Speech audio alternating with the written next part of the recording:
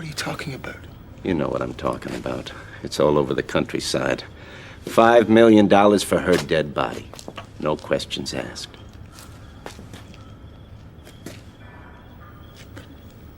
She changed your life. Yep. And now I'm gonna change hers. Why did you install a bad port into me? Seems there's a big bonus for killing Allegra Geller's latest game, or whatever it is. I think I just did that, didn't I? Can you kill me, Gas? Can you kill a person? Can you do that? Hide my body. Contact the crazies. Trust them to pay up. Hand over my now decaying, fucking grotesque corpse. Really expect them to hand over $5 million cash. Hey, don't you ever go to the fucking movies? I like your script. I want to be in it.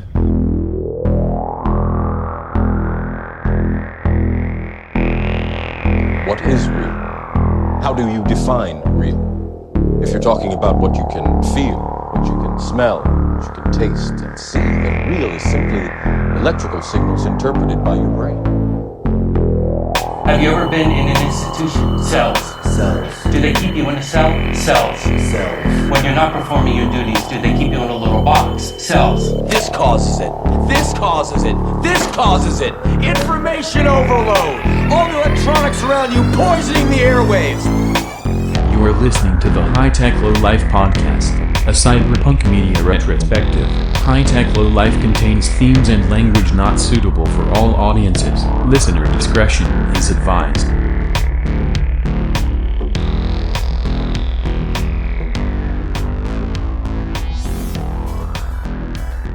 Welcome back, everybody, to the Terrible and Amateur High Tech Low Life podcast with your hosts, Eric and Josh. I'm Eric. I'm Josh. That is since we started last week off with a rave review, we started this week off with the opposite of rave.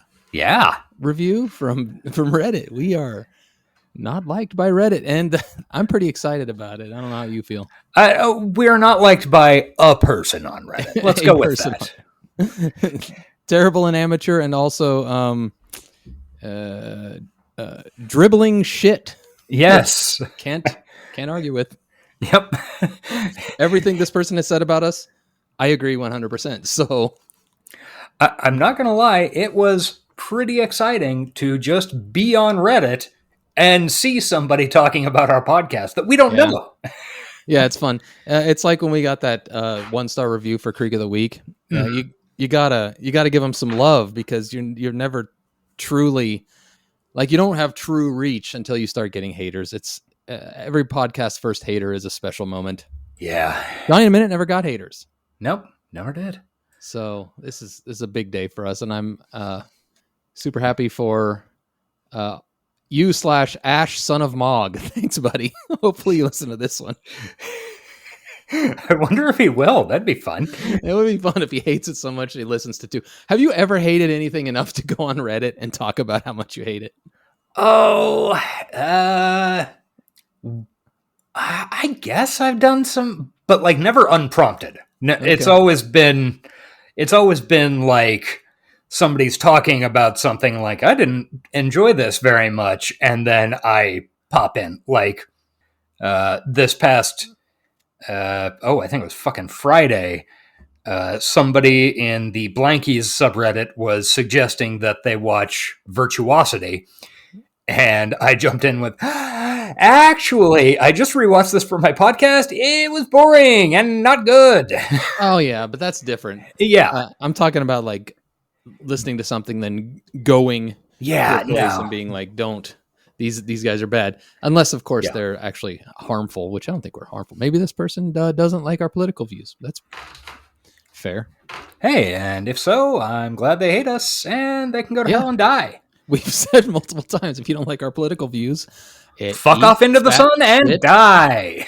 And feel free to be dead now. Yeah. Okay. That was fun. This week we're talking about the 1999 David Cronenberg movie Existenz. Yes. I think we're going to have a lot to say about it here in a moment. I don't think it contains a lot of content to go on about. Well, why do you say that? Seems fairly straightforward and simple and not much to discuss. This is a weird one. Sometimes I feel legitimately guilty for inflicting this podcast upon my wife and making her watch a lot of these movies with me. Yeah, that's that fair. She would not be interested in otherwise. How'd she like it? Confused, disturbed, everything Sure. you would expect. I very specifically did not watch this with my wife. I just told her, "Hey, we're watching one this week. It's kind of a horror movie, and you like horror movies." She does not like this type of horror movie. Yeah, I guess. Like, if this came out today and was released by A24, people would call it a horror movie. Sure. I mean, Yeah. that's what I read in some reviews. It's like sci-fi / horror. Okay. Sure. It's marginally cyber. We'll get into it. Yeah. Before then, we like to talk about the world and what we love and hate about it. So, is there any news this week that we should cover? Let's see. We got some more indictments came down, so that's fun. I can't bring myself to get excited about the indictments. I mean, as much as I hate Donald Trump and hope he rots in prison, I don't see that ever happening. Yeah, me neither. I mean, yeah, it's a thing. Isn't there a that world happened. where he just appeals these First Amendment claims to the Supreme Court that he put in place and then they let him off? Isn't that what's going to happen? Yeah, who knows? Who cares? Yeah. You know, it's hard to get actually excited about it. It's like, oh, vaguely fun. There are some indictments against a former president. Yeah, I that's think we should be embarrassing. doing that to more of them. Yeah, let's do Like everyone that is living. Is Carter? Yeah, Carter did some bad stuff too. Yeah. Probably the best of a bad bunch, but Yeah, I think that's fair. But yeah, I mean, I think we should really roll Plus, out let's be indictments honest. against all of them. let's be honest, barely living. That is true. In fact, by the time this airs, he might not be anymore. Yeah. Yeah, hang them all. But I don't know anything else. Indictment talk is just so boring. Let's see. 2 bodies found on that floating wall in the Rio Grande. So that's cool. I heard anything about that. Yeah. Border Patrol threw up. I did hear about the wall, the little Yeah. river wall. Yeah. So yeah, there were 2 bodies found in the past couple of days. One was an 11-year-old boy. Cool. Yeah. Land of the free. That's fun. Home of the brave. Yeah, I love it here. It's great. Can't get enough. Yeah, I mean, there's always plenty of dystopia talk. I just don't have any big specifics this week besides the usual drone of horrific badness that's constantly flooding our brains and driving us to abuse substances. Yeah. Yeah, I'm trying to think of what this past week has contained, and it's all just a blur still. So, anything good? Anything you've watched or read or, I don't know, jerked off to? I don't know. oh, so we're really opening up the recommendos. We've never done porn recommendos. I don't know. Why not? Why not start now? Maybe we should not start now. I don't know. Yeah, that would definitely get us the explicit tag. Yeah. Although, frankly, talking about this movie ought to get us the explicit this tag. movie's going to get us the explicit tag, yeah. Let's see. I know I've watched some things. What were they? Oh, Res Dogs is back. Reservation Yeah. Dogs. And it is very good. And I've only watched the first one. Super stoked to see a juggalo in it. Yes, that guy was cool. Bear's like, I'm not sure those things are connected. I loved how they didn't Or specifically call it out as a juggalo. Like Mhm. there was no face paint, there was no ICP like shirt or anything. Hatchet But Man. Those of us who knew fucking knew. Drinking Fago, Hatchet Man necklace. Saying whoop whoop. Like Yep. that's juggalo language, and it made me happy to see representation. Yeah, it was that was fun. The first 2 episodes dropped, and I watched both. The second is Real Good and Weird. Has Graham Greene in it, who is a great Native American actor. Cool. And yeah, it's a great show, and people should be watching it. Especially, and I realized this the other day. I needed to kill like an hour, and was up in my feelings and half drunk. So I was like, fuck yeah, I'm going to watch the finale of Dairy Girls again. Okay. Because obviously. And realized that, oh yeah, Dairy Girls and Reservation Dogs are kind of the same show. I mean, they're A lot of clearly, similarities, yeah. they're clearly different shows, but they're very, very similar thematically. So if you like Dairy Girls, give Reservation Dogs a shot, or vice versa. I was just watching the first episode. I know I've said this every time we talk about the show, but it, and I guess it, like, I was joking about representation, but it really is representation to see, like, just the landscape shots and stuff that they have are so familiar to me. And when I see them on a TV show, I realize how rare, I guess. Yeah. I don't know. I mean, it's not like shots of expansive prairies and whatnot are not common in American media. But for the way they're done in Reservation Dogs feels so realistic, and like it really puts me in a place from my childhood. Yeah, me too. I really feel the same way, especially this one when there was a road trip and Bear ends up in fucking Lawton, Oklahoma.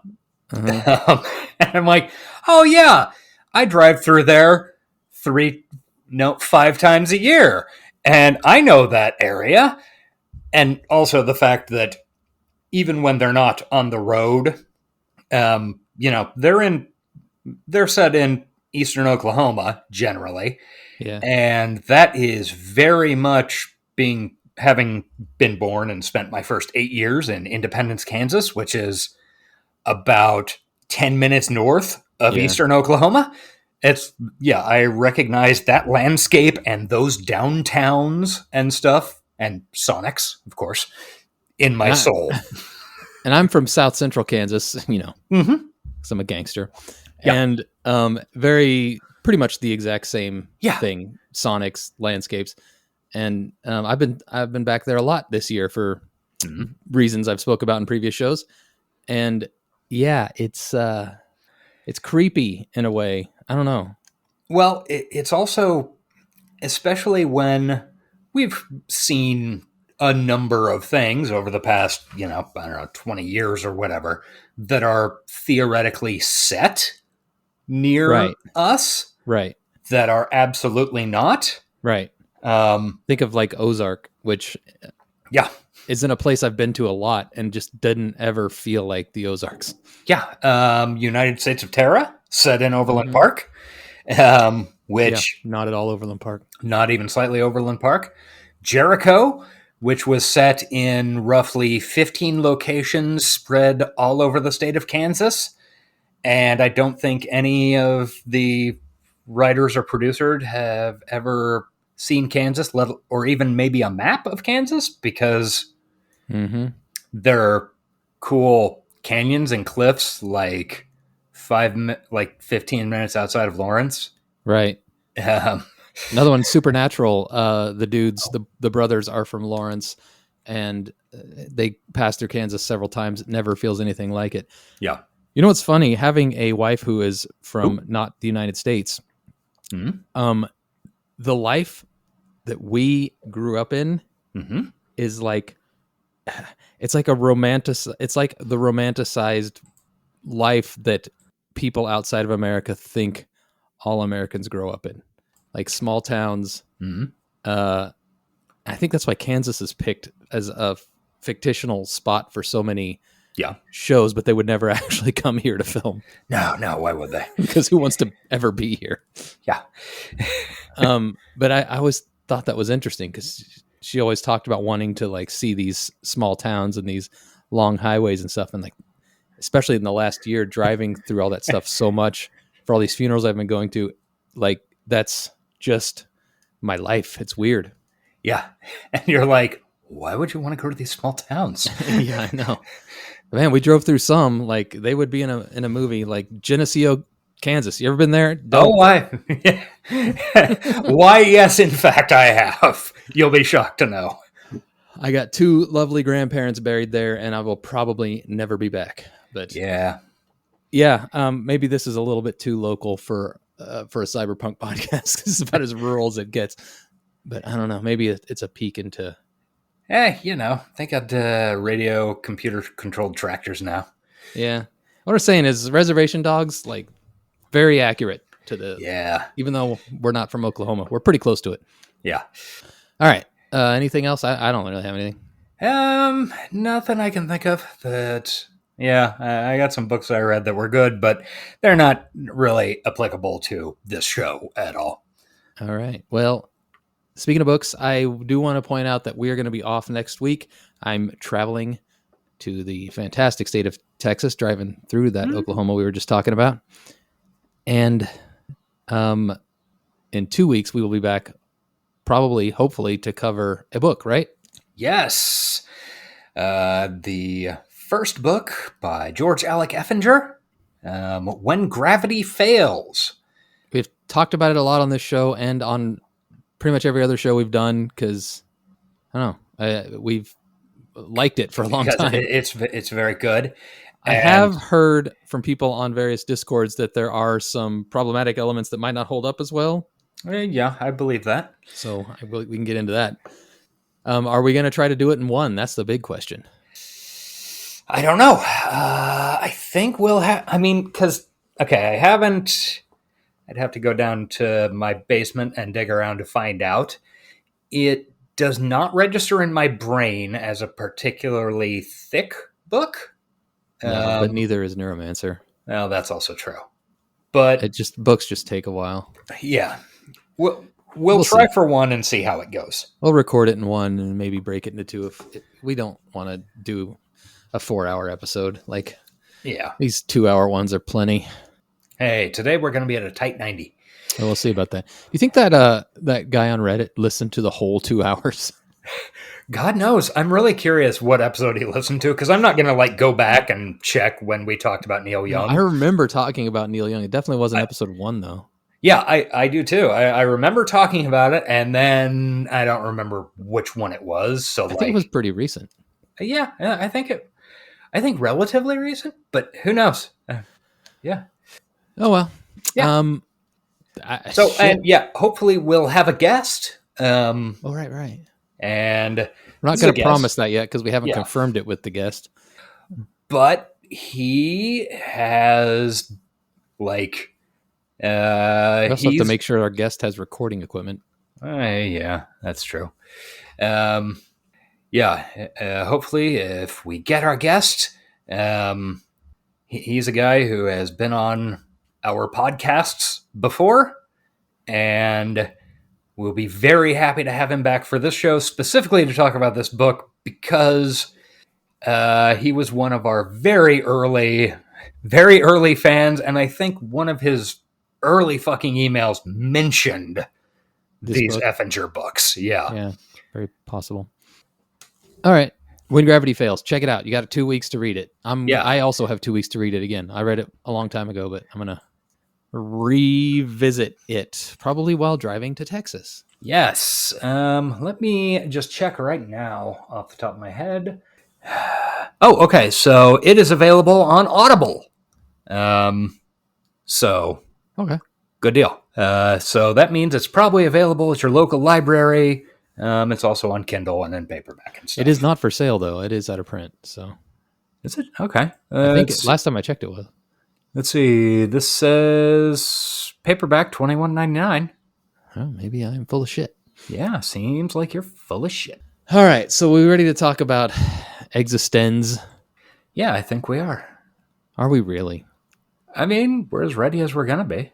Okay. This is where you would cue some fun music if we were a professional podcast, but we're not. We're not. We are terrible and amateur. And criminally underwatched. Criminally underwatched.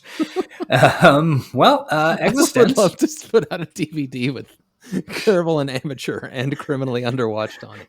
Yeah, Just those put are both. all your reviews because we don't get Yeah. many. Hmm. All right, Existenz. Okay, 1999 film from writer-director David Cronenberg, starring an early young Jude Law and Jennifer Jason Leigh. And what'd you think, Eric? I don't know. Okay, fair enough. I think kind of at the end of it, I felt like I just watched like a sci-fi channel movie. I'm not going to say I loved it. I'll put it that way. Yeah. I also will not say that it was boring like our last movie because Yeah. it was not by any means boring.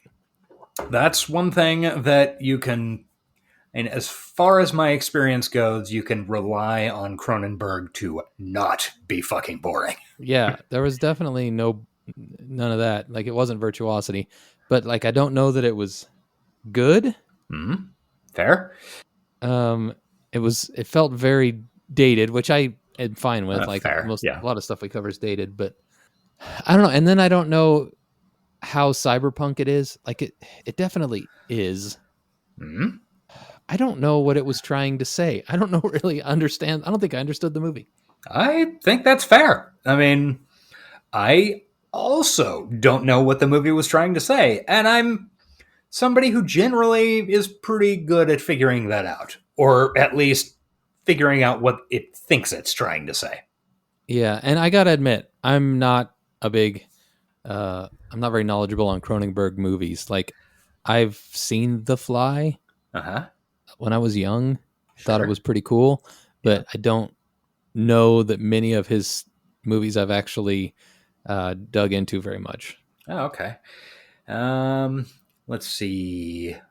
What So is The Fly his biggest one? Like I IMDb'd him yesterday, but I don't remember. I mean, that's arguably the biggest. Yeah, I guess that is on his known for. That's the number one on his known for IMDb. Let's see. Well, recently, Crimes of the Future came out. I haven't seen it. I think it was late last year. Cosmopolis, that was 10 years ago, had Robert Pattinson riding around in a limo. No, Okay. ringing a bell. Eastern Promises. I'm sure you saw that. Viggo Not Mortensen naked, familiar at all. fighting with a linoleum knife. Really? None of that is ringing a bell. A History of Violence. Was that also Viggo Mortensen? Yes. I've heard of that. I never actually watched it. Oh, all right. I have seen clips of it on TikTok. Many movies these days I watch on TikTok in 1 minute clips out of order.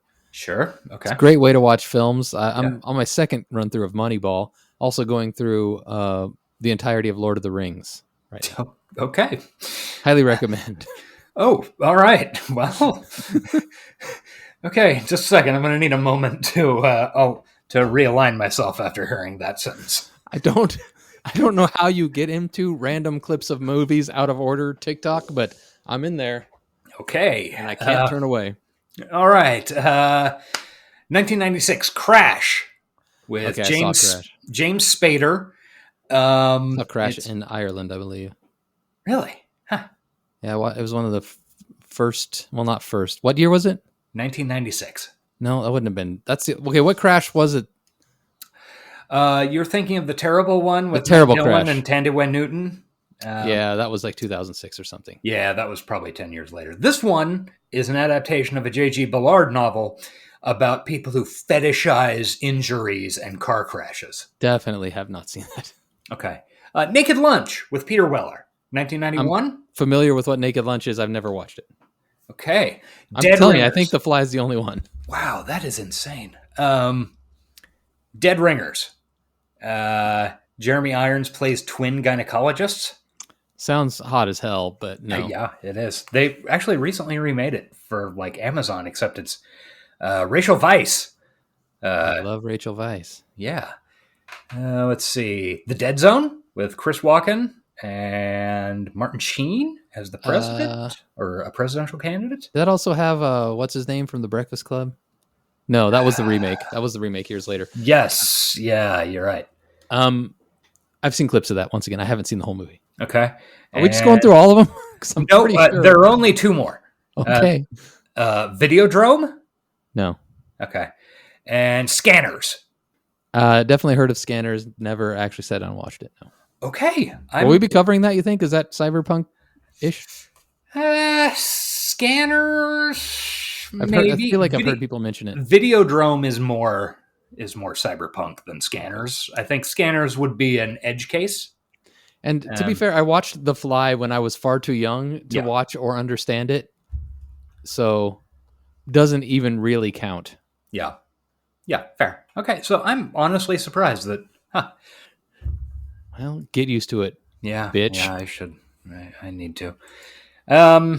Anyway, how'd you enjoy all the goo? It was gooey. It was fine. The goo didn't bother me as much as the orifice penetration, the frequent graphic orifice penetration. Oh yeah. I have a phobia about my body getting penetrated surgically. Yes. I've got to find a good clip to intro this episode with. I haven't found one yet, but I'm sure there's one out there. There are a lot of weird fucking sound clips in this movie. I will say, I've always loved Jennifer Jason Leigh. She's just one of my childhood crushes. And Jude Law he's usually pretty good too, right? Hey, yeah. I mean, Willem Dafoe. Fuck. Willem Dafoe is always great. I mean, that guy who I'm pretty sure was a Doctor Who before David Tennant. Nope. Was that not him? Oh yeah, Christopher Eccleston. Yeah. I thought you were talking about Ian Holm for a moment. No. Yeah. Sarah Polley. Who was Sarah Polley? She was the assistant video game company person at the end of the movie. Of course. Yeah, she used to act a lot more. Now she's mostly directing and writing. This year she put out Women Talk. She's in what's the fucking movie with Katie Holmes? Oh yes, and fucking Timothy Olyphant. You know what I'm yes, talking about. fucking fucking go. I love that movie. Yeah. Oh, speaking of which, the new season of Justified's all right. Cool. Tim Olyphant. Anyway, we need to get started. I think we've fully established that it's weird, and I don't know what to think about it. So yeah, let's recap it, and maybe some sense will be made. Okie doke. That sounds good. Okay, Once Upon a Time in the Future. Question mark? Yes, sure. Let's assume every sentence I'm going to say ends with a question mark. Yeah. Video game designers are incredible, huge celebrities. This is modeled off of John Romero is going to make you his bitch or whatever. Yeah. This was 1999. I don't feel like that came to pass. There are some legendary video game designers, but definitely not the way that, there's nobody falling at their feet in a gas station. You know what I mean? What about the guy who did Metal Gear? I don't know who the fuck that is. I can't remember his name. I don't know. He's all over Twitter. Anyway. Hideo Kojima. Yes. Hideo Kojima. Yeah, he's pretty famous. Yeah. I wouldn't recognize him, though. I don't know. I might, but it'd be I feel like I've seen that guy standing next to celebrities. I'd recognize the dude who did Thrall's voice in World of Warcraft, whose name is not coming to mind right now. He's not even a designer. He was just a writer. Okay. I'm looking it up. Chris Metzen. That's it. Okay. There's not many video game behind the scenes people I would recognize. I recognize streamers. I can see this happening for video game streamers. Sure. But not so much for designers. Anyway. All right. Big failure, Cronenberg. Okay, we got him down to 0 for influence. Yes. Okay, so in the future or the present, I don't know, doesn't matter. Video game designers are huge celebrities. Virtual Boy has taken over the world, except instead of a Virtual Boy, it's like if you crossed an N64 controller with a fleshlight and some titties. And like a stillborn baby. Yeah, and you took an umbilical cord and plugged it into your butthole. Except your butthole is now at the base of your spine. Yep. All right. Couldn't have described it better. Yeah. This movie is fucking crazy. So Jennifer Jason Leigh is one of these video game designers. The implication is that these video games are so hugely popular that they're taking over the real world. And some people, realists, think they're destroying people's minds. I guess is that presented at the beginning? It is not. That part is undercooked. I think it's not. They don't get into any of the motivation for the assassination attempts and stuff like that until 2/3 of the way through the movie. Right. Yeah. I will say this opening scene. There are a couple of things in this movie that's like basic movie making things that made me feel like it was a sci-fi original. Okay. One of which was Jennifer Jason Leigh presenting to a room full of psychotic video game fans, and not a one of them was under the age of 47. Yeah. Except for the one kid who ends up doing the deed. But that was distracting to me how old these video game players were, which I guess I was talking to my wife and I'm like, maybe this is in the future and all these people are just like our generation. That's the only way I could describe or could explain it. But other than that, they were too old to be that into video games. I did not think of that at all. Especially in 1999. But yeah, you're absolutely right now that you brought it up. But yeah. I'll get into my next big one. It was even more distracting, but you'll get there. My guess is that that's because no one's parents would allow their children to work for David Cronenberg. Fair enough. So Jennifer Jason Leigh is the celebrity. She's introducing a fucking public demo focus group thing on her exciting new game called... In a weird random church in the middle of nowhere. Yes. The game is called Existenz. Capital X, capital Z. I feel like this is a good time to bring up the reason I probably never watched this, even though I feel like in 1999 it would have been in my wheelhouse.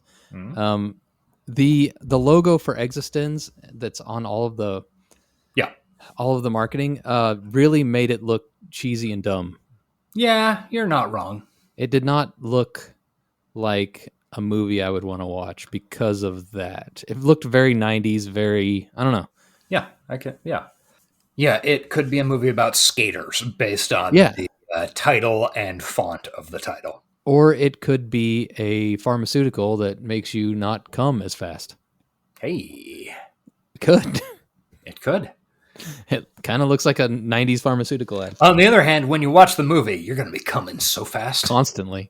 Yeah. Just add it to the goo pile.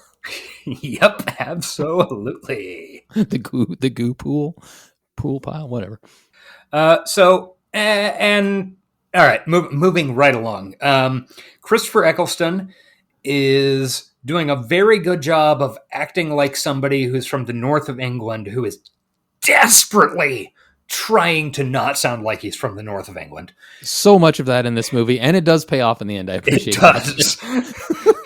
It does. It's distracting all the way through. I was deeply embarrassed by some of the accent work, and then it came back around in the end, including our hero. Yeah, Jude Law is apparently at least it looks like in the beginning that he's a security guard for this cool focus group thing, and in a church in the middle of a field. Yeah. Famous place to unveil video games. Yes. Don't worry about it. It'll all make sense. Sure. He lets this kid in late who is going to who almost misses it, but Jude Law lets him in. And the kid... he does wand him down. He gives the metal detector test. Yeah. Metal detects him, finds nothing, except for another weird titty N64 controller. Yeah, he's got his own special... N64 dead baby horny machine. Yes. So while they're in the middle of demoing Existenz, This kid rips a hole in his game controller thing, pulls out a nightmare, and shoots Jennifer Jason Leigh with it.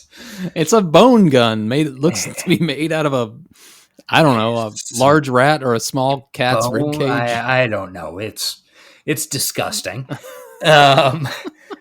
Shoots Jennifer Jason Leigh, shouting, misses her, by the way. Yeah. Death to the demoness Allegra Geller. Which is, we find out later, apparently a slogan of a realist cult. I don't know, whatever. Realist movement. Yeah. And then he shoots everybody else too, or a bunch of other people. Jude Law escapes with Jennifer Jason Leigh. Kills Doctor Who. Yeah. Kills Chris Eccleston. And a couple other people. I don't remember who. So Jude Law. Some people kill him though. Like, there was a lady that was strapped and fucking guns him down, and she never shows up again. No. That was weird. Mm-hmm. She had like an ankle holster or something. She whips that fucking heater out. Yeah. Blicky. Is that what they call him now? And yes. And blast this kid, and then we never see her again. Yeah. Okay, so they go on the run in a really cool old Toyota Land Cruiser. Right, this is the part that bothered me. The windows are down the whole time. Her hair is not moving the slightest millimeter. Okay. Did you not notice that? It bothered me so much. She kept opening and closing the window and sticking her hand out, and there was stuff moving by. They were moving at a quick pace, but there was no air coming in. Oh, huh. They were driving this car across country in a vacuum. Yeah. Well, that makes sense with what we see later in the movie. But also, I should point out that Jennifer Jason Leigh's hair is fantastic. It's like this weird 90s crimped straight thing. It's amazing. But in what timeline is her hair the best? We can talk about that at the end because there are several, but in this original one, it's a good start. Put it that way. Yeah. The original, the opening one is my favorite. Yeah, I think mine too. It's very 90s. Yeah. So they go. I do like the little Abby Morgan tight knots too, though. She does at some point. Yeah. Yeah, that's good. So they go on the run. Jude Law uses a pocket knife to pull a, quote, bullet out of her. The bullet is a tooth. Yeah, it doesn't bother to say, for all his complaining about sanitization later, does not give a shit about even putting a cigarette lighter to this thing before just jamming it in her shoulder. Yes. It turns out she's been shot with a tooth. They open up the gun, and it turns out that the magazine is teeth, one of which has a cap and another of which has a cavity. Yep. So, can't imagine that would be an effective bullet. I guess it explains why that kid missed her from 5 feet away. Yeah. Fun times. So, they take off. They wind up at a gas station. I'm pretty sure if you shot me with a real gun that just had a tooth in it, like the same powder charge, but just a molar, I'm thinking it would bounce off of me. I don't know. It would depend. Anyway, don't worry about it. You're getting into game logic here. All right. Okay. And Jennifer Jason Leigh throws Jude Law's phone out of the truck.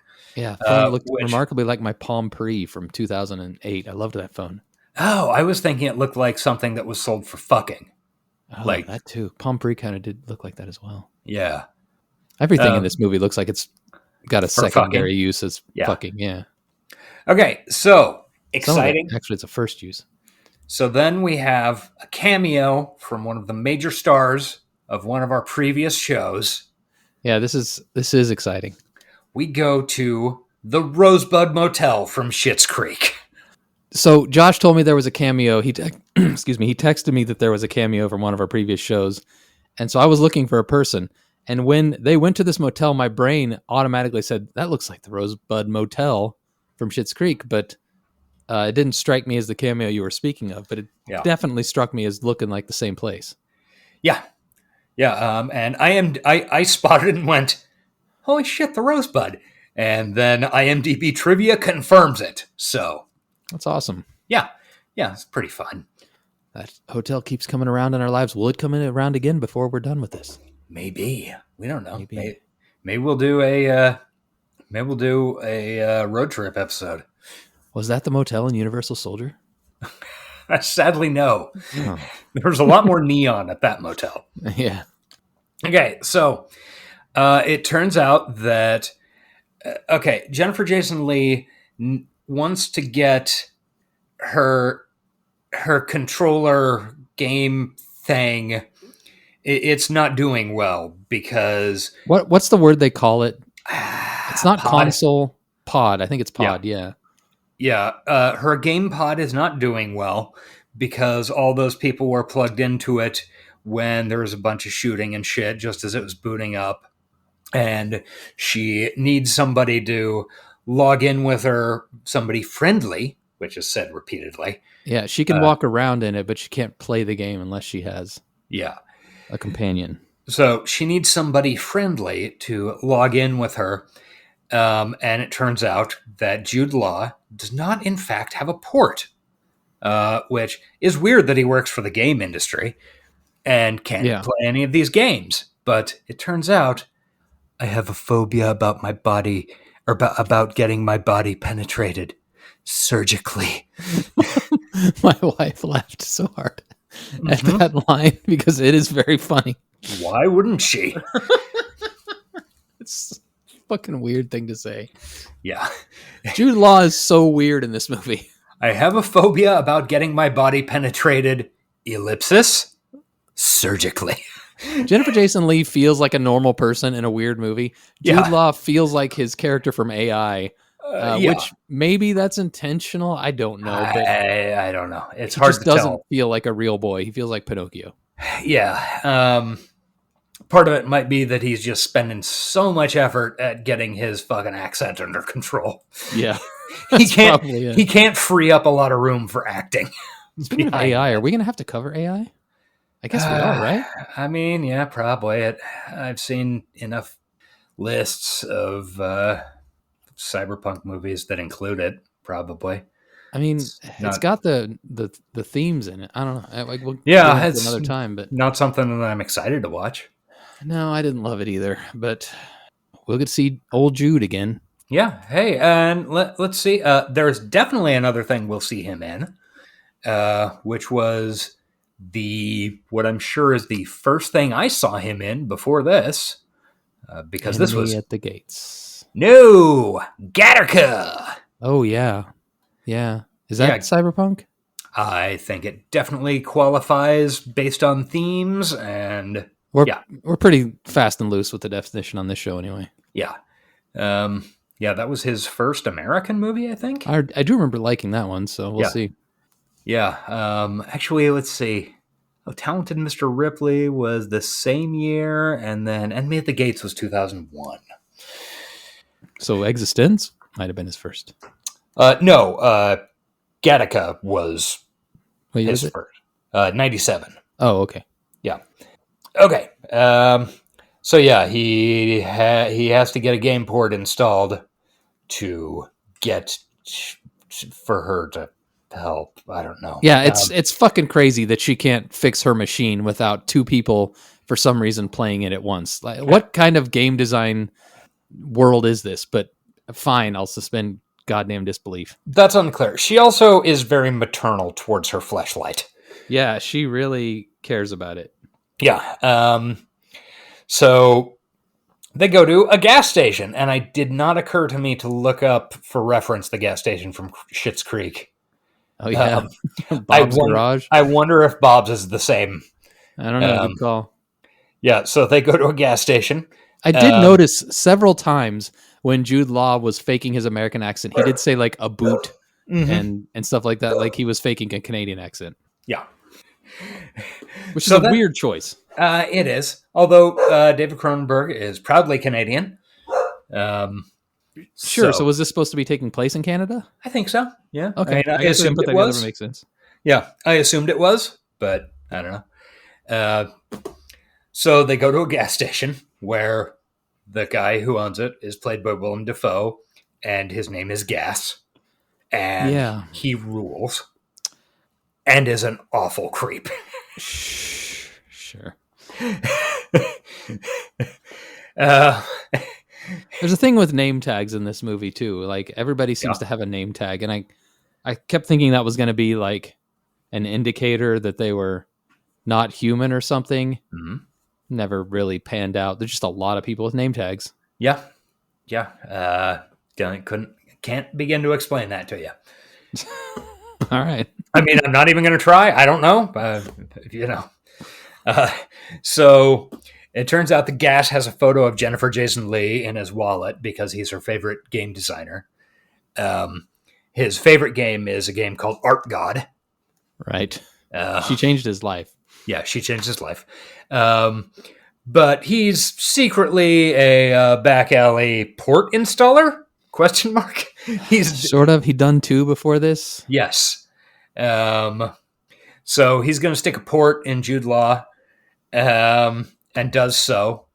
And at this point, Jennifer Jason Leigh goes outside and is playing with a little dragon bug lizard amphibian thing. Yeah, at this point, I was pretty much certain that this was not the real world. Mm-hmm. Like, just the way she was, like, tapping on stuff and acting, like, they were clearly telegraphing that this is not reality. Yeah. Also, why did they have to go get a port at a gas station when, like, 20 minutes later they go to, like, this super high-tech scientist dude that puts a new port in him? I don't know why they didn't just go straight to him. That's because then you don't get Willem Dafoe. There are a lot of logical leaps in this movie that I just had trouble making over and over. Yeah, I don't know what to tell you, bud. Okay. So am I just thinking too much? Yeah, I think you might be thinking too much. Just enjoy the goo and just enjoy the goo. So anyway, Willem Dafoe sticks a port in Jude Law. Then he is going to capture them and turn Jennifer Jason Leigh in for $5 million, I think it was. Yeah. And then Jude Law blows his head off. From behind with the port installer. Yeah, with the port installer thing. But you actually skip some stuff because he installs the port and then he leaves the room and then Jude or Pikel or whatever his name is. Is it Pikel? Mm-hmm. Yeah. And Allegra try to use her fucking weird fleshlight abortion. Yes. And play the game, but it corrupts her pod. Yes. And it's because the port that Willem Dafoe installed was corrupted so that he could destroy the only copy of the game, which gave him extra money, I guess, because the realists just want to destroy this game.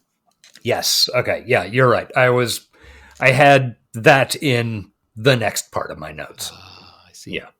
Yeah. So then we go to Cool Science Place, featuring Bobo Baggins, i.e. Ian Holm. Bobo. Yeah. Ian Holm as... Also the dude from Fifth Element. Oh, the yes. priest. He is in Fifth Element. Also, 10 million other things, including From Hell. Yeah, he's in a lot of stuff. Mm-hmm. Just died like 2 or 3 years ago. Oh, really? I didn't know he was dead. Yeah, just pretty recently. I think it was like COVID era. Anywho, so he has a very, very, very broad Eastern European accent. Yes. Oh my God. He is somebody that Jennifer Jason Leigh knows from the company Antenna. Yes, that's the corporation that she works for, but refuses to contact because she doesn't know if she can trust them. Yes, she thinks the threat came from inside. Although there's zero evidence pointing to that. The guy had an Antenna ID. The kid who shot her. And the bodyguard that was hired to protect her didn't have a gun. Yes, also true. So he's gonna install a good port into Jude Law. Mm-hmm. Seems like a lot of trouble could have been saved if they just came here first. Yeah, you'd think so. I assume there was like a line that either I missed or just didn't make it in. This was 5 hours out of their way. Okay, I have dogs fucking flipping out. I gotta go see what's going on. Pause. Okay. I'll be back. 49:52. Right. Shut up, you jerks. So, Boba Baggins sticks a new port in Jude Law. And, this whole time, Jennifer Jason Leigh has been carrying this weird purse that I've been struggling to identify. And at this point, I realized it's a ski boot. Okay, I thought it was a rollerblade, but that makes sense too. I went back and forth like, is that a rollerblade case that she's using as a purse? No, it's just a ski boot. And that's what she keeps her fleshlight abortion in, right? Yes, exactly. Okay. So now that he has a fresh port installed, Jennifer Jason Leigh finger fucks it. And, sure does. And rubs some chapstick on it. It almost seemed unnecessary when she stuck her finger in that port, and she mentioned that it was wanting action. I don't remember exactly. Yeah, it's fresh and tight. It needs action. This movie seemed like a big fetish thing, right? Like that's what there's some deep perversity going on here. Yeah. So then they jack into the game. They enter Existenz in a video game store. Sure. Let's see. I love it when people who've never played video games write movies about video games. Mm-hmm. Yeah. So they go into a video game store, and the guy has a really weird fucking accent, and it's clear their video gaming loops. Like the guy's just says something and then just stares and waits for a response. Yeah, and if you don't give him a proper response, he just doesn't respond, or he repeats the question. Yeah. I think it's fucking crazy that people think we're going to have this super hyper realistic virtual reality in the future, but they can't get over like basic dialogue option problems. Yeah.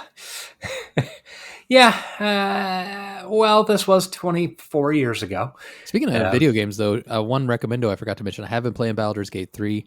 It's been out for less than a week, and I'm over 20 hours in. It's a good game. Highly recommend if you're into that type of thing. Okay. What's that? Huh. It's like the new hotness right now. Yeah, I think it's only hot because the video game public is just like thirsty as fuck for a good RPG because there hasn't been one in so long. Yeah. But it is good. Like they did not drop the ball. I saw people talking about it on the Astronomica Discord. Yeah. I was one of them. Including you. Yeah.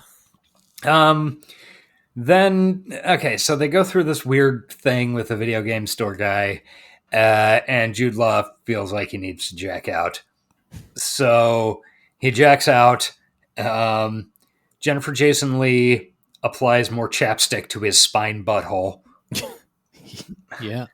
It was at this point that I realized and noted that Jennifer Jason Leigh is so tiny compared to Jude Law. Like, I don't know, maybe Jude Law has like huge hands or something, but there's a couple of scenes where you see his hand like on her back or something, and you're like, Jesus Christ, I could pick her up and throw her 40 feet. Yeah, she's just very small and skinny in this movie. It was the 90s. Yeah, that's true. Heroin Chic was in its heyday right about now. Yeah. So then they have a fuck scene, and then they play it off like for all of the innuendo that happens in this movie, the fuck scene was pretty good. Yeah. I bought these two. Yeah. Even though they were like, because it was an interesting scene because the characters they were playing in the game were horny for each other, and the two of them, whether they were or not, they weren't at this stage of their relationship yet, so they just had to let it go. This is one of the actual scenes that, although it's, I guess maybe I just appreciated horniness, like out in your face horniness instead of all the subtle weird horniness. Some kind of normal horniness as opposed to chapstick application to spine butthole. Yes, normal horniness was a refreshing moment. Yeah, and I thought they acted it well. I liked the scene. Yeah, it was pretty good. So they cut from that to Jude Law being a lizard butcher. Sure. Yep. In some sort of lizard butchery. And it turns out that this is a factory where they make game pods from genetically engineered amphibian lizard things. And I don't know, he cuts spleens out or something. Yeah. I mean, anything you say, I'm just going to agree with because I don't know what was happening. And there was chopping and tearing and dumping into vats. And the guy at the butcher table next to him is a guy named Yevgeny who seems to know what's going on. Right. This guy looked familiar as hell to me.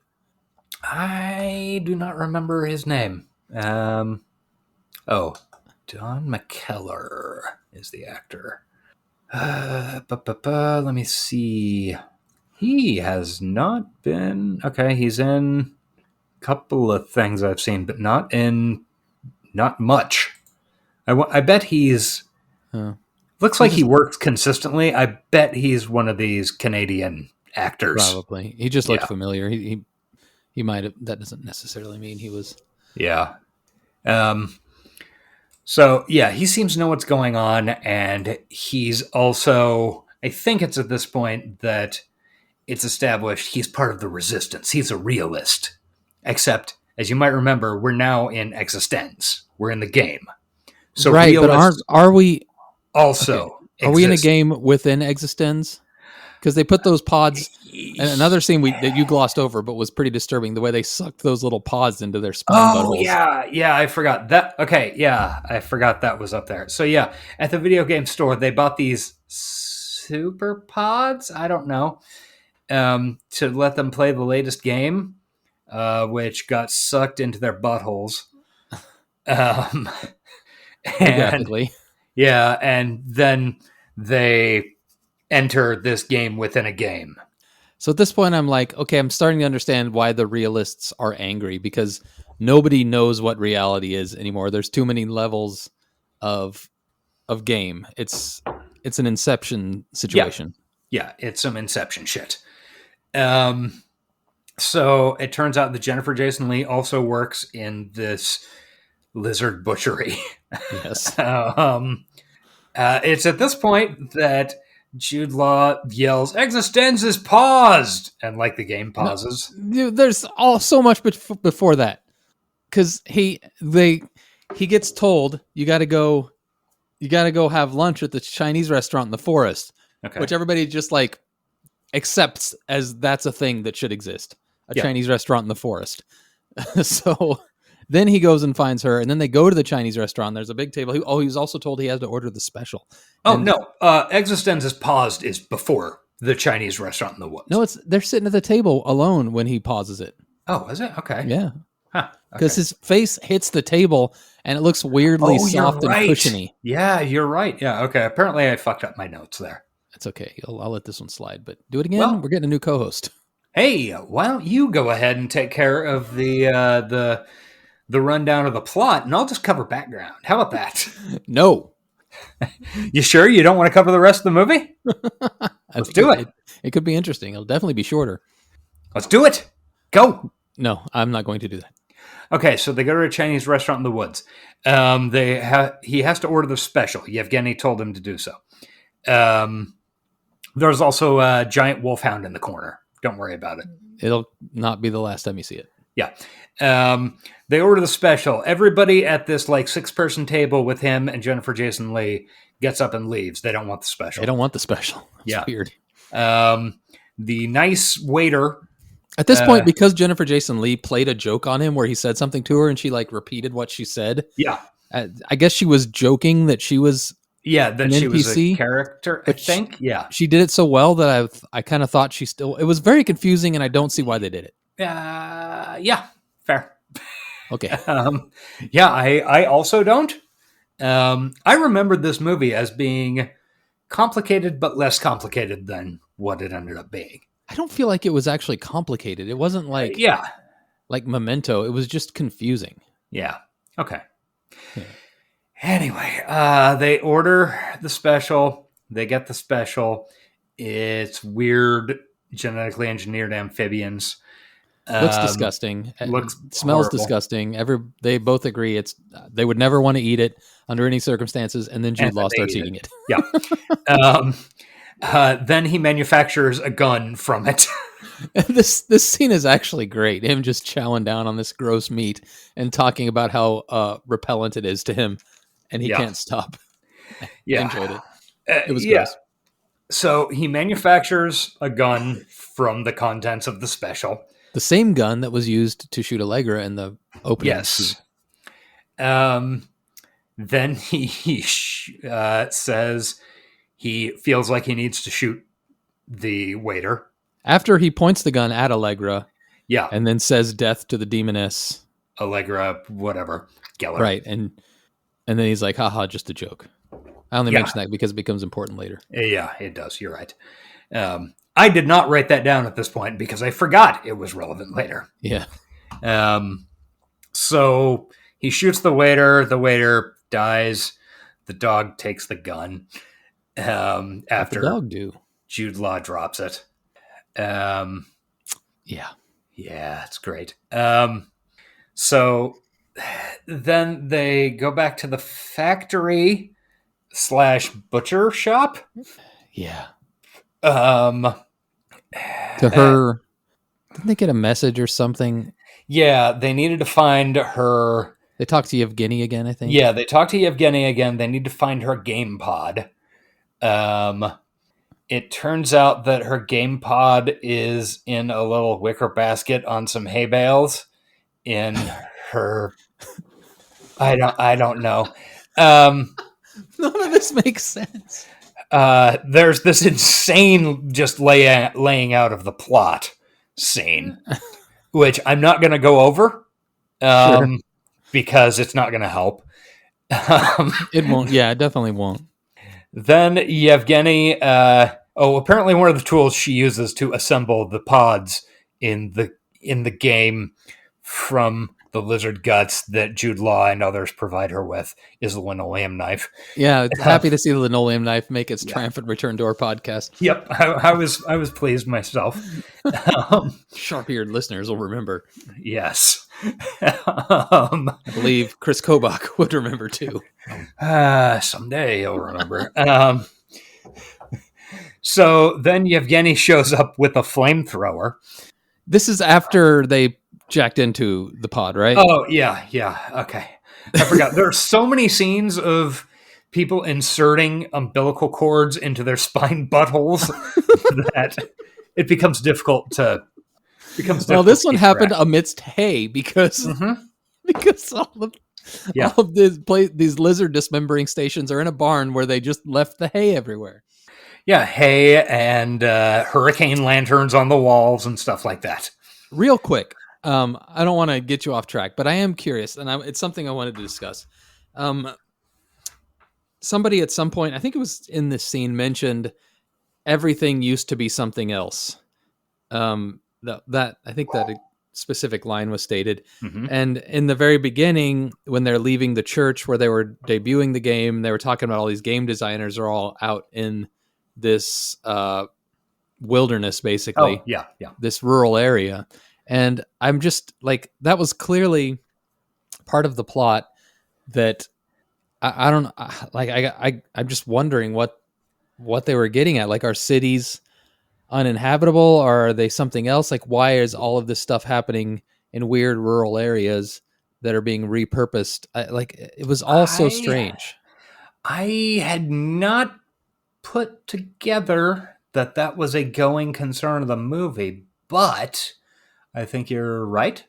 I actually liked it in a way that it made the movie feel weird and alien. Like, I compared things to this a lot, but like when you watch a spaghetti western that's supposed to take place in the American Southwest, but it's clearly fucking Spain. Yeah, it's clearly Spain, and none of the towns match up, and nobody had any idea of American geography when they wrote the movies, and it kind of makes you feel like you're in like this alien American Southwest, which is cool. Yeah, sure. And I get kind of that vibe from this, but I kind of want to know why it's that way. Obviously, they're never going to explain it, but it does pique my curiosity. Okay, my first thought, going to the functionalism aspect, is that David Cronenberg could shoot this cheaply in the middle of sure. nowhere in Canada. Oh yeah, definitely. That's the real reason. Yeah. Two, I think you've really hit on something because, at one point early in the beginning, when they're in the Land Rover driving around, I think even before she gets the bullet pulled out of her, she says, "No, these woods are filled with game developers and game people," which I sort of.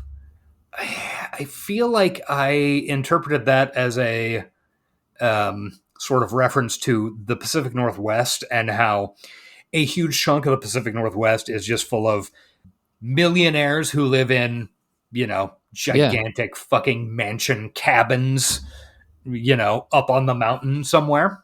Yeah, and that makes sense to your 2020s brain, but would your 1999 brain have put that together? Maybe, but I don't know. That's a good question.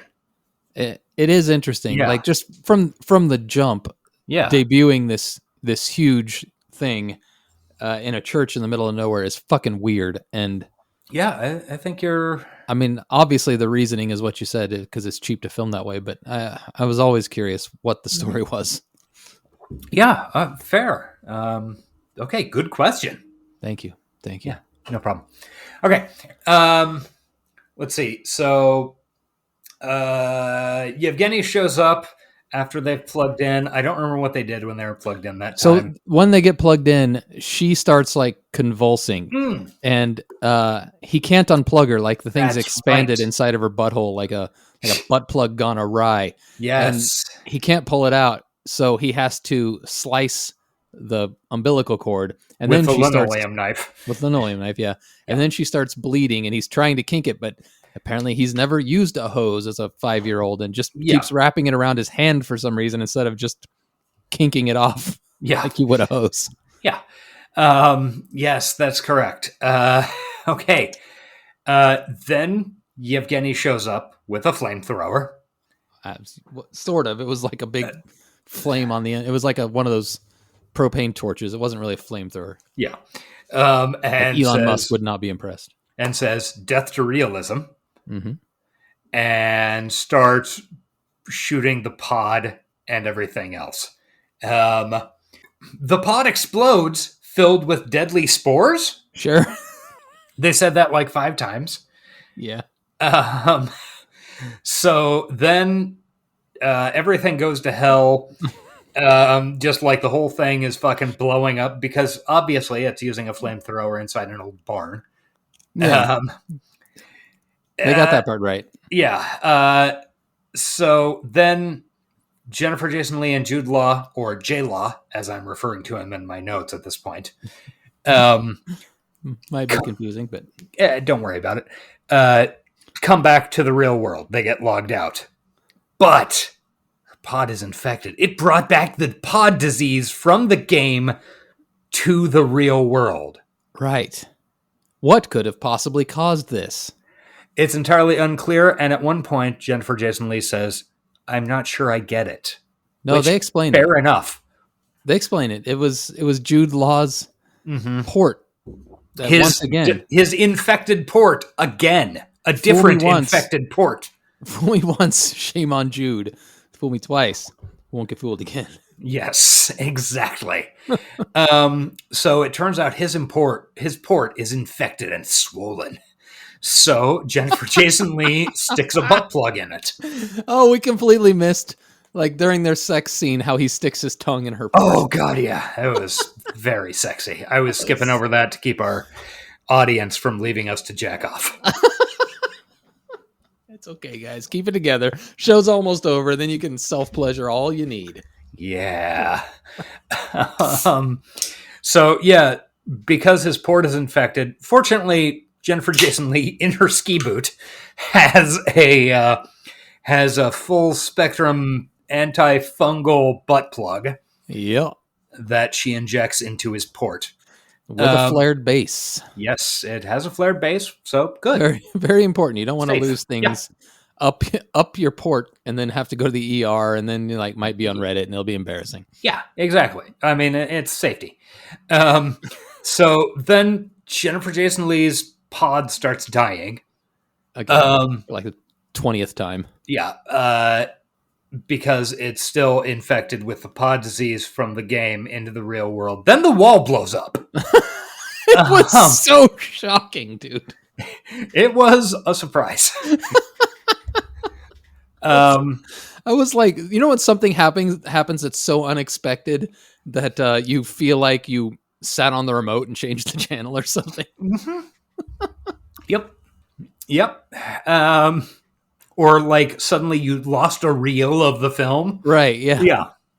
Yeah. So then Callum Keith Rennie, who had appeared earlier as a secondary clerk at the video game store. But yeah, with we fake did skip nose. that scene where he was telling him that Yevgeny was a double agent or something. It really doesn't matter. Yeah, it's not important. So this time it's Callum Keith Rennie without the fake nose, dressed up as like Schwarzenegger in Commando. Yeah. Just shooting the gun randomly around the room. You never see a target. He's just firing a lot. He's just shooting shit. And they're okay. At this point, things become confused in my notes. He does shoot the pod. That's important. Yes. Yeah, he destroys the pod, and then Jennifer Jason Leigh freaks out, and J Law reminds her that I think we're still in the game. I think your pod's fine. Yes, that's right. Then Callum Keith Rennie gets shot by Bobo Baggins with... I thought you said Boba Fett for a second. Boba Fett? Where? With an organic gun. Yeah, from a long way off. Yeah. And he says, my dog brought this to me. Fucking dog. Because sure, why not? So it turns out... okay, so this movie is so fucking crazy to watch and 10 times more crazy to try to like recap. This is a futile attempt at a podcast. Yeah, so Jude Law takes the gun from Boba Baggins and attempts to and is about to shoot Jennifer Jason Leigh because it turns out that Jude Law is a secret realist assassin. Right. Doesn't he shoot Bilbo Baggins first? Yeah, he shoots Bobo. Okay. Bobo's gone. You say Bilbo weird. I keep thinking you're saying Bobo. No, I'm saying Bobo on purpose because anymore, after having watched Frisky Dingo, if you haven't seen that, check it out. Was a Cartoon Network show 15 years ago. Okay. Same dude who ended up making Archer. It's much weirder. Okay. Very funny show. But anyway, he shoots Bilbo Baggins. Then he tells Jennifer Jason Leigh he's going to kill her because he's a realist assassin. And at which point she detonates the butt plug in his spine. And she says, "Ah ha ha! I knew it! I knew it! Have I won the game? Have I won? I knew it since you pointed the gun at me in the Chinese restaurant in the forest." Uh-huh. So then we cut to the church from the beginning, and everybody's wearing like non-organic looking VR rigs. Yeah. And it turns out that whole fucking thing from the very beginning of the movie was the demo for a game. And this is where Sarah Polley shows up. She's wearing an Agent Scully wig. Yeah, she's like the Doctor Who, what's his name?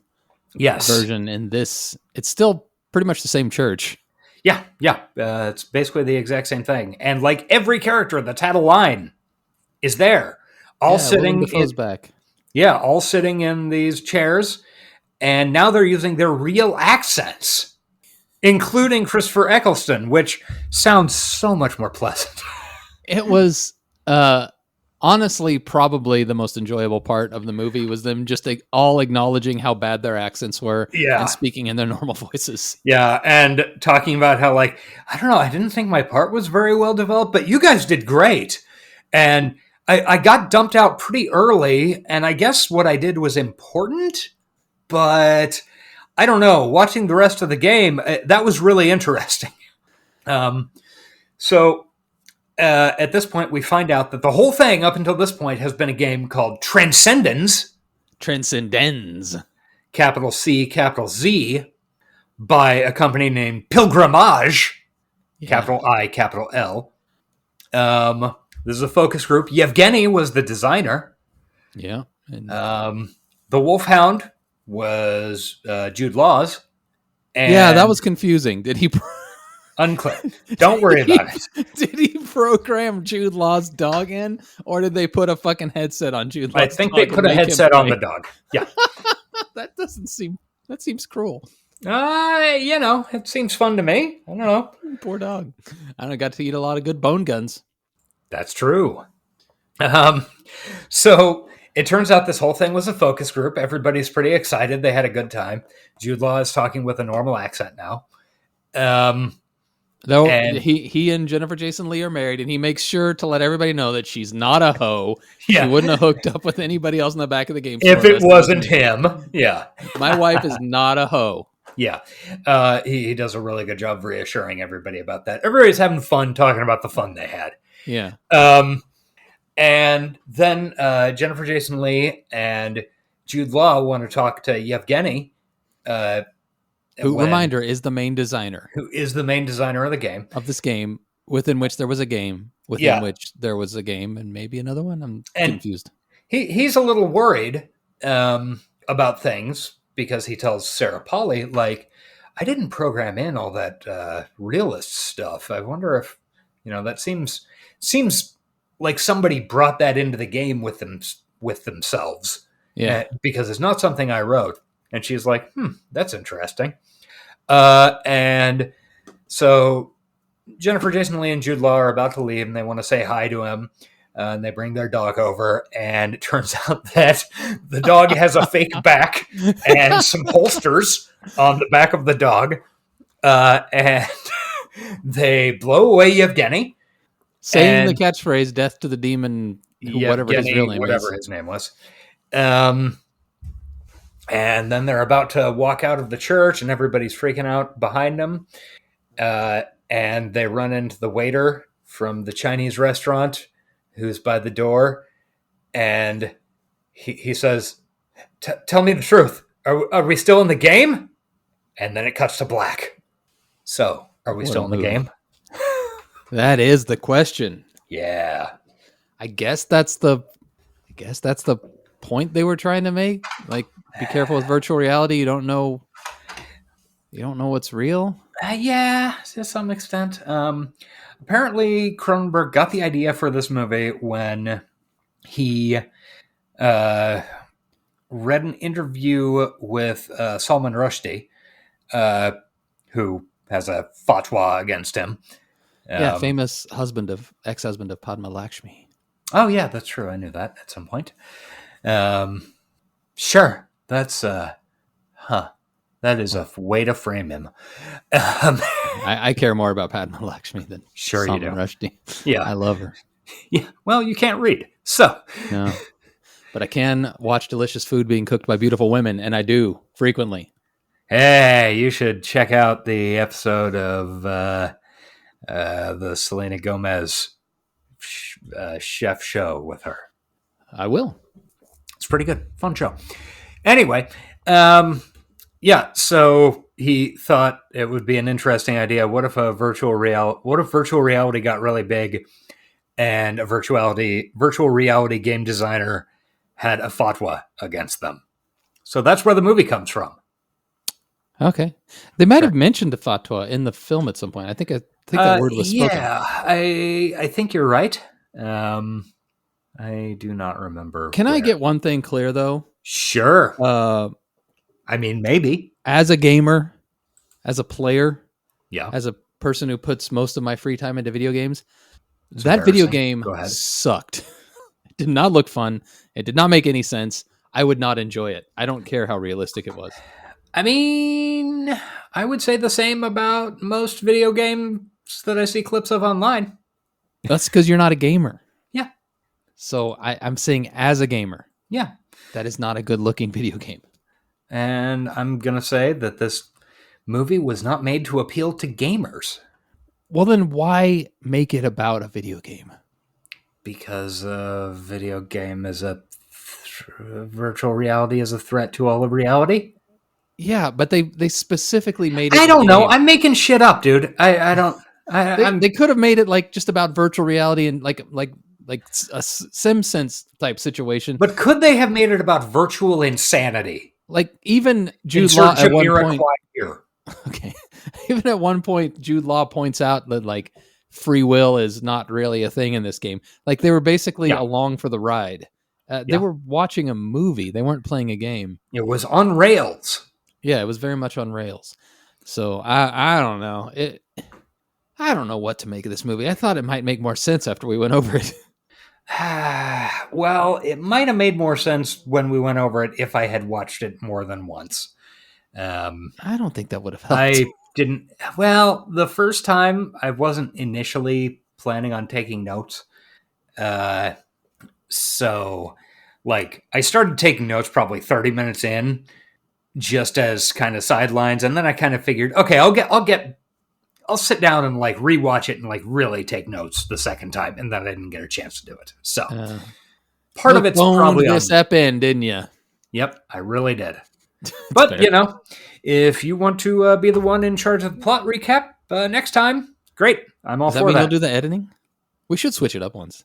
Sure, great. I was listening to an episode of The Dollop recently where the host switched and one person read the story and the other commented, and it was pretty good. Okay. Adds a nice little freshness. Oh, okay. Sure. I'll do the editing. Click button, send. You don't have any of the fucking logins. This will just result in me doing everything. I know. I'm figuring I'm going to do the Shadowrun episode though. That's something, right? Okay, sure, whatever. Which will happen someday within the next 5 years. Someday within the next 5 years. Yeah, I think that's probably fair. That gives me a nice big window. Yeah. I don't know. Should we wrap it up? Is there anything else that we missed? Is there any IMDb trivia? Is there any? Let me glance at the trivia. I thought going into this, it would have a little bit more to say than it did. I think you're right. I think it sounds like an author heard an idea and like, that'd be a weird thing. Yeah. And then wrote it. Because there are big corporations that are ostensibly bad, but they aren't really. Yeah. Oh, yeah. And there's also this plot that we didn't even get into because it's sort of beside the fact that inside the game, it turns out that Bilbo Baggins has been subverted and is leaving Antenna Corporation for, I don't remember the name of the other one. Fake sounding corporation. Yeah, Syncope Corp or some shit. There are so many details that they get into that just aren't important. It's just so weird. Yeah. I don't know. I'm not. Oh yeah. Something we mentioned but did not get into. So Allegra's hair changes depending on which reality they're in. Jude Law's does too, but it's less noticeable. Yeah, it was the most noticeable when they go back to, I guess, the final, ostensibly real reality. Yeah, and he looked more like standard Jude Law. Yeah, in the real world, the one we see at the very end, Allegra's hair is like straight or maybe a little bit wavy. Mm-hmm. In Transcendence, it's partially curly. That's the one that we're in the beginning that Eric and I both liked the most. Yeah, it's like straight and then with like these crimped bits. It's the most 90s-ish. Yeah. And then in Existenz, it's very curly and wavy. True. I guess they're trying to point out the deeper you go, the curlier her hair gets. Yes. So if they went one more level down, it'd be like super tight perm. Maybe either that or maybe a natural. Yeah, I don't know. Do we go full fro at some point? Possible. That sound effect should have played more in this movie. It really should have. Honestly, I've thought a number of times about getting a fucking USB MIDI board to load with sounds so I can do it for this show, and the Inception noise would 100% be one of those sounds. Yeah, unfortunately, I don't think it would come across into this Libsyn Connect thing, but Yeah. you can just say insert bois here, Yeah. and then I'll get back and add it in post. Ah, okay. So what'd you think of the movie? I don't know. I feel like I felt like I got more enjoyment than last week's Virtuosity. Yeah, I think it's questionable if it's cyberpunk. I know you tossed around the word biopunk. Yeah. I mean, there are definitely things being inserted into ports, which are implants in people's bodies. There's virtual reality. There's big corporations at war with each other. So, sure. Yeah, Biopunk is a fairly widely recognized. Is it? Yeah. Is there any other examples that you can think of off the top of your head? Yeah. Let's see. What's the name of that Paulo Batia Golpe novel? Shit. It's got a lot. There are a number of examples in like novels and short stories. It tends to be more about genetic engineering and stuff like that than sticking wires in people. So would Gattaca be a example? Yeah, actually Gattaca could definitely be a biopunk. And arguably Altered Carbon to some extent. Yeah, I can see that. Although Yeah. Altered Carbon has a lot of the other cyberpunk tropes in it too, which I guess this does. It just doesn't really delve into them too deeply. See, if this was less goo and more metal, more wires, it would absolutely be fucking cyberpunk. There'd be no way to deny it. But how is it on the high tech, low life spectrum? Because the tech is, I guess it's high tech. You can't deny that the virtual reality is, even if it's using weird lizard offal. Yes. Yeah. I think that's a really good way to put it. Lizard offal. OFFAL, people. I don't know, man. I don't know what I didn't have any expectations and none of them were met. So I'm neutral. Glad I watched it. It was fun. Apparently there is a novelization of this by Christopher Priest, which is interesting. He wrote The Prestige. Oh, interesting. So it might be better. Yeah, I don't know. That's interesting. Well, let's rate this motherfucker. What do you say? Sure. Oh boy. Okay, story. Let's see. We do this on a 1 to 5 scale? No, 1 to 10. 1 to 10 scale. Let's. I feel like. I don't know. The story is so convoluted and I'm going to go 6. No, 5.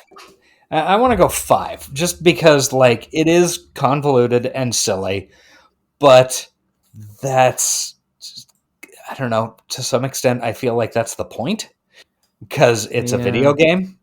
Yeah, I'm gonna go 4. I'm just not fair. willing to give it 5. Yeah, I just don't feel like it had anything to say. Wouldn't it be crazy if this weird story happened? I think it was. I think it had a little bit more than that, but you were allowed to feel that it didn't. That it didn't carry over what it was trying for. What about influence? I don't know. It's been 24 years since this movie came out. I don't recall hearing about it at the time, and I don't feel like much. I don't think this has any influence. Probably not a ton. I mean, I think it's got a little bit, but I think it's a lot more in novels and maybe comics than anything that's appeared in TV or movies or anything like that. And on the flip side, I don't see it pulling a lot of influence from other things either. Yeah, it's pretty fucking unique. See, that's one of the things with David Cronenberg is a very unique guy. Yeah, I would never argue that. Yeah, and it's one of those things that you get into this body horror shit, and it's not something that I'm super interested in generally.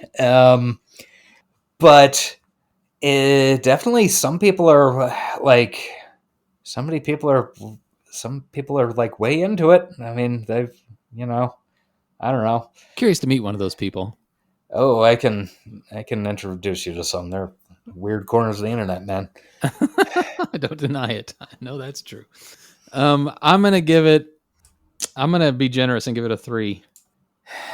I'm gonna give it a 5, but that's because I can think of a couple of some comics and stuff like that where I can see the specific, like the fucking weird flesh gun, like the bone gun thing and stuff like that.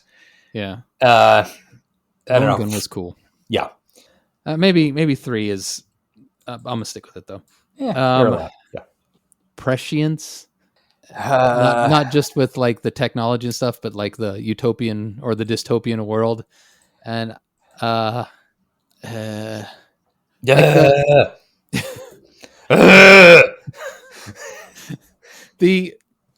whole putting game designers on a pedestal. There are corners of the internet that do that, I'm sure. Like, I know you mentioned Hideo Kojima, and the more I think about it, the more I realize that Reddit fucking is head over heels for that guy. Yeah. He is a special case, though. Yeah. I think it might have a little prescience in that regard, though. My remembering where we thought, or, where things were in 1999, that did not seem outside the realm of possibility, at all. Because John Romero was he was on the fucking cover of Time and shit like that. And what's it? Gabe Newell? Isn't he one? Oh yeah, was he the fucking Half-Life guy? Maybe. Yeah. I know one of my friends in Dallas met one of the big Bethesda dudes and like got to hang out in his mansion and said it was insane. But we might just be a little out of the loop because like I'm a gamer, but I don't give a shit about the business of gaming. It's the most boring fucking thing on earth to me. Yeah. So I never look into that, but a lot of people do. And so I don't know, maybe I'm undervaluing that, but given that 1999, there were much fewer designers to pull from, so maybe they had a little bit more pull. But I think it's got a little in the prescience column for that. Yeah. As for the tech, God, I hope not. Oh, I'm waiting every day. I want that lower spine butthole. Just chapsticks waiting for that day too. Oh yeah. fucking Burt's Bees is just Burt's Bees has so much invested in the Bioport development market. Yep. So I think I could cut it at an even. I'm gonna go 1 over 5. I'm gonna go 6, just to say they're more than I expected. Okay, I will. Yeah, there's possibility too. Talking about the aspect of everything happening in a rural area, like who knows? Maybe climate change has rendered the coastal cities unlivable. Yeah. Who knows what more could be going on there? Yeah. I think I will also go with 6. I mean. Okay. I think that's as good a thing as any. I think your justification made sense. Oh, thank you. Style, I think I'm going to hit it with a hard 8. I think it definitely has style. It's not style I like, but no, there is not style. Necessarily my style, but it is a style. Like Jude Law spends the entire movie looking like a fucking dork because he has this terry cloth button-up shirt. Yeah. But yeah, this movie has some aesthetics to it. Yeah, is 8 too high? Maybe I should do 7. I don't know. She's carrying a ski boot as a purse, full of a fleshlight. I'm gonna go 7. 7 seems a little more fair. Okay. As a comparison, Edge Runner's got a 9. Tron is our only 10. Yeah, Hacker's got a 10. Shit. This is all arbitrary. Yeah. Neuromancer and Strange Days both at 8, so 8 seems a little high for. Okay, 7. This, so 7 seems fair. Yeah. All right, and then Hand Raisers. I'm gonna hit it at 2.5. It's dead middle for me. Yeah, I think I'll give it a 2, but it's not 2 hand razors. It's 2 bullets with cavities. 2 bullets with cavities. Yeah. 1 bridge that Yes. Jude Law didn't know he had.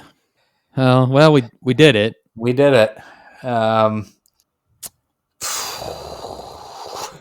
I don't know, man. I would call that terrible and amateur. I was going to describe this episode. I don't disagree. Maybe that guy will hear it.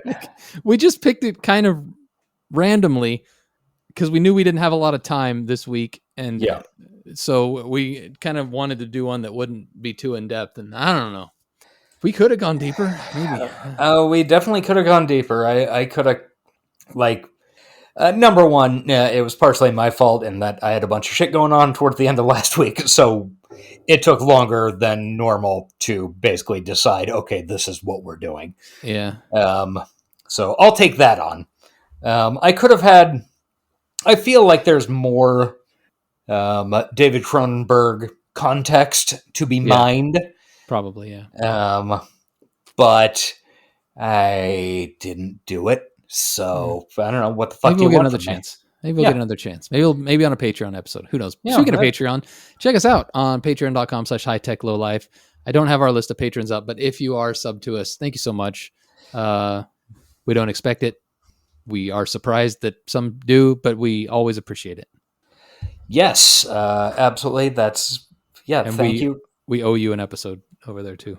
Yeah, we do. Thanks a lot for subscribing to us. And I don't know, I guess, sorry, I dropped the ball. I don't know. We'll come back to Cronenberg for Videodrome at some point. You didn't drop the ball. Go easy on yourself. This is a weird movie. It is a weird movie. It's we'd have to get into Cronenberg lore. We're already over our tight 90, so fuck you. I don't know. But we're not going to hit 2 hours this time, and that I guarantee you, because we're ending it very soon. We also have a Twitter, High Tech Low Life Podcast is at Johnny60 Seconds. And we have a YouTube, youtube.com/High Tech Low Life. Go sub over there. It's just the episodes, but yeah, it's nice to see those numbers go up. Yeah, check it out. It's a whole thing. Much nicer people over there.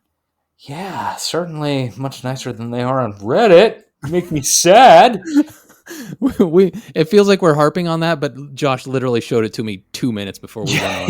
Yeah, it was 5 minutes before it went on the air. I was on r/Cyberpunk. I was like, holy shit, somebody's talking about a podcast with the same name as our... Oh no, they're actually talking about us. It's heavy on our minds as we hit the record button. Yeah. Anyway, to close it out, I have a phobia about getting my body penetrated surgically. It's good enough for me. See you in a couple weeks, guys. Bye! This has been the High Tech Low Life podcast. Find us on Twitter at Johnny60 Seconds. Email us at hightechlowlifepodcast@gmail.com. And find us on Patreon at patreon.com/hightechlowlife. Theme music provided by Nia Lore at nialore.com. Thank you for listening.